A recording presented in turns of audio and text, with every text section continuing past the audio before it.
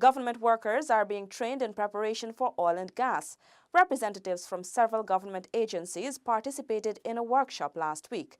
Here is Stefan Gabriel with the details. Lifting of crude oil refers to the act of loading crude oil from the floating, production, storage, and offloading unit to the tanker, which will then transport it to the global market. The crude lifting workshop at the Marriott Hotel was facilitated by ExxonMobil. It provided an introductory understanding of crude lifting and crude oil exports. It also established key points of contact where collaboration would be necessary to develop a coordinated multi-agency lifting procedure. This process will be governed by a crude lifting agreement to ensure a fair and transparent process and monitored by all entitled parties as well as independent verifiers. The participants received an overview of crude lifting operations, key elements of lifting agreements, measurement and metering, lifting schedule determination, and discussed key details of the procedure.